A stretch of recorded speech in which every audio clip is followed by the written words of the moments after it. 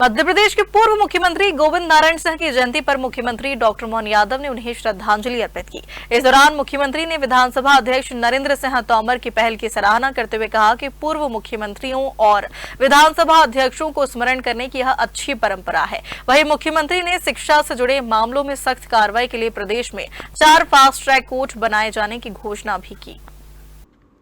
भोपाल में पूर्व मुख्यमंत्री गोविंद नारायण सिंह की जयंती पर आयोजित कार्यक्रम में मुख्यमंत्री डॉक्टर मोहन यादव ने उन्हें श्रद्धासुमन स्मरण किया। उन्होंने कहा गोविंद नारायण सिंह का योगदान प्रदेश के लिए प्रेरणादायक है और विधानसभा अध्यक्ष नरेंद्र सिंह तोमर द्वारा पूर्व मुख्यमंत्रियों को स्मरण करने की परंपरा सराहनीय है। मुख्यमंत्री ने कहा कि प्रधानमंत्री नरेंद्र मोदी द्वारा शिक्षा से जुड़े अपराधों के लिए फास्ट ट्रैक कोर्ट की बात सामने आने के बाद मध्य प्रदेश ने तत्काल पहल करते हुए 4 फास्ट ट्रैक कोर्ट बनाने का निर्णय लिया है। इन अदालतों में शिक्षा से जुड़े अपराधों और गड़बड़ियों के मामलों की त्वरित सुनवाई होगी तथा दोषियों के खिलाफ कड़ी कार्रवाई सुनिश्चित की जाएगी।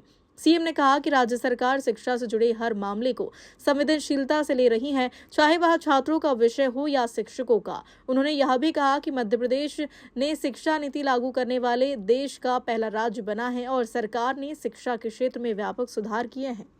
स्वर्गीय गोविंद नारायण सिंह पूर्व मुख्यमंत्री मध्य प्रदेश संयुक्त सरकार के समय के हमारे उस समय के तत्कालीन राजनीति के ध्रुव के केंद्र, जिनकी आज जन्म जयंती है, रीवा से मूलतः रहने वाले, अपनी सादगी, निष्पक्षता, स्वतंत्रता के आंदोलन में भाग लेकर समाज सेवा के क्षेत्र में भी अपनी विशेष पहचान बनाने वाले, सरल सादगी के साथ न्यायिक परंपरा के धनी, मैं आज उनकी जयंती के अवसर पर मध्य प्रदेश सरकार की ओर से उनको स्मरण भी कर रहा हूँ और उनकी ये जयंती भी है।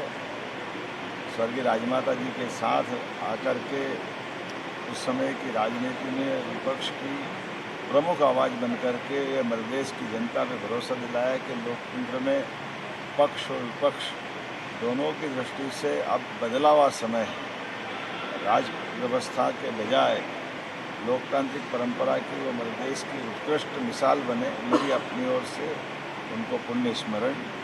हम पुनः आज विधानसभा के हमारे माननीय अध्यक्ष जी को धन्यवाद देना चाहूँगा, जिनके कारण से प्रत्येक मुख्यमंत्री या विधानसभा अध्यक्ष ऐसी महत्वपूर्ण हस्तियों की जयंती मनाने की आपने उत्कृष्ट परंपरा कायम की है, जिनके कारण से हम अपने राज्य के अंदर बीते उस इतिहास की ऐसी महत्वपूर्ण हस्तियों को स्मरण करते हैं। मैं बाबा महाकाल से विनम्र प्रार्थना करता हूँ कि फिर हमारे बीच में ऐसे उत्कृष्ट नेताओं को इस लोकतंत्र के लिए पुनः अपने आशीष देकर के भेजे, ताकि दुनिया का सबसे बड़ा लोकतंत्र अपनी गौरवशाली यात्रा के ऐसे हस्तियों को हमारे बीच में पुनः लोकतंत्र की मजबूती के लिए मौका दे। आपकी जानकारी में है, माननीय प्रधानमंत्री ने परसों अनाउंस किया और मध्य प्रदेश उन राज्यों में से जिसमें सबसे पहले हमेशा कोई भी निर्णय प्रधानमंत्री का होता है और उसको लागू करने वाला पहला राज्य मध्य प्रदेश बनता है। कल हमने अपने प्रकार के समसामयिक ऐसे द्रुत गति से चलने वाले मुकदमों के निवारण की दृष्टि से, उनके क्रियान्वयन की दृष्टि से 4 फास्ट ट्रैक कोर्ट की घोषणा की है, जिसमें ऐसे तमाम प्रकार के अपराधी जो किसी भी प्रकार की कोई परीक्षा के या परीक्षा से जुड़े हुए किसी भी घटनाक्रम में जिन पर मुकदमे बनते हैं, तो 3 महीने से कम समय में फास्ट ट्रैक में उनका निराकरण होगा। मुझे इस बात का संतोष है कि कल ही हमने सुबह ऑर्डर निकाला और शाम को हमने इंदौर, भोपाल, ग्वालियर, जबलपुर चारों स्थानों पर 4 फास्ट ट्रैक कोर्ट की स्थापना कर दी। माननीय कार्यवाहक चीफ जस्टिस ने भी इससे संबंधित आदेश जारी कर दिए। ये हमारे माननीय प्रधानमंत्री जी की भावना भी है और हम सब सदैव अपने विद्यार्थियों के साथ हैं।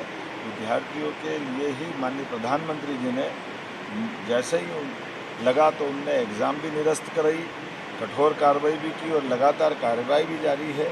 हमारी पूरी सहानुभूति विद्यार्थियों के साथ है।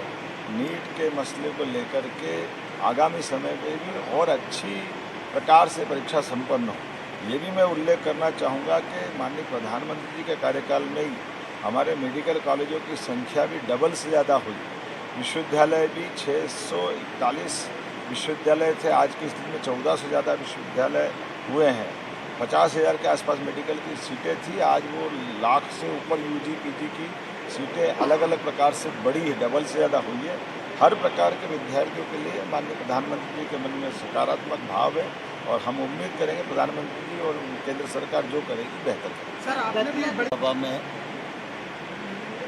हमारे राज्य के पूर्व मुख्यमंत्री श्री गोविंद नारायण सिंह जी को स्मरण करने के लिए यहाँ एकत्रित हुए हैं। मुझे कहते हुए प्रसन्नता है कि इस विधानसभा में ये परंपरा प्रारंभ हुई, इसके कारण से हम अपने पूर्वजों को याद कर पा रहे हैं, उनके बारे में जान पा रहे हैं। हम सभी जानते हैं और मध्य प्रदेश का इतिहास इस बात का साक्षी है कि एक कालखंड था जब देश को और प्रदेश को ऐसा लगता था कि एक ही विचारधारा और एक ही दल के लोग सरकार में आ सकते हैं। उस समय गोविंद नारायण सिंह जी ने नए इतिहास का सृजन किया और 1967 में सबसे पहली गैर कांग्रेसी सरकार मध्य प्रदेश में स्वर्गीय गोविंद नारायण सिंह जी के नेतृत्व में बनी। यह अपने आप में बड़ा साक्ष्य हम सब लोगों के सामने है। वे बहुत अच्छे शिक्षाविद थे, बहुत अच्छे विद्वान थे और विशेष रूप से आध्यात्म के क्षेत्र में उनकी जानकारी अपने आप में अद्वितीय थी। राजनीतिक क्षेत्र में, कानून के क्षेत्र में तो उनका अध्ययन था ही, लेकिन रामायण और गीता जी के बारे में भी उनका अध्ययन बहुत ही विशद था।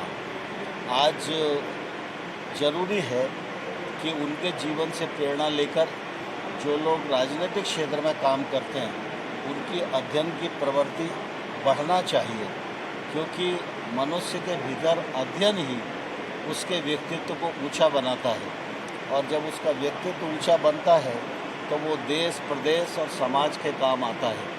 आज स्वर्गीय गोविंद नारायण सिंह जी हम सबके मध्य नहीं हैं, लेकिन उनका प्रेरणादायी जीवन, उनकी कार्यपद्धति हम सब लोगों के सामने है। मैं प्रभु से प्रार्थना करता हूँ कि हमारी पीढ़ी को प्रभु सामर्थ्य प्रदान करें कि हम उनके बताए हुए रास्ते को आगे बढ़ाने में सफल हो सकें। इन्हीं शब्दों के साथ स्वर्गीय गोविंद नारायण सिंह जी के चरणों में विनम्र पुष्पांजलि अर्पित करता हूँ। सर दतिया के बारे में बता दीजिए सर आप।